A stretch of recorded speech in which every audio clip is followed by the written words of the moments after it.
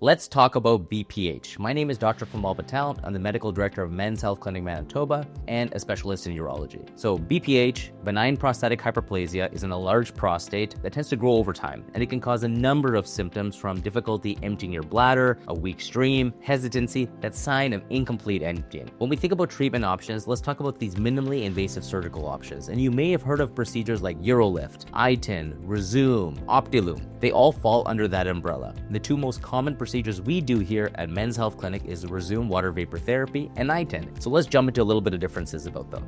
When we think about Rezum or the water vapor therapy, it involves injecting steam into the prostate at several locations depending on the size and anatomy of your prostate, and then over a period of several weeks to a couple months, it opens up that channel to allow you to empty better. When it comes to the iTind procedure, that is a temporary stent that sits inside that prostate to open the channel up, and then that stent is removed after a week time to allow the channel to reform, thereby being more open to allow you to empty the bladder. When it comes to these procedures, we tend to do these under sedation to make you as comfortable as possible. When it comes to the Rezum, you do need a catheter after the procedure. However, for the iTind, you do not. So the iTind procedure, it can be done without a catheter, as the rates of needing a catheter are very low. Now, when it comes to what prostates are good for these procedures, the Rezum procedure is generally effective for prostates between 30 and 80 grams and those with a median lobe, so prostate that's sort of growing inside the bladder, whereas iTind can be below 60 grams and tends to be those without a median lobe. So there are some differences between the procedures. When it comes to ejaculation, the chance of it being impaired with Rezum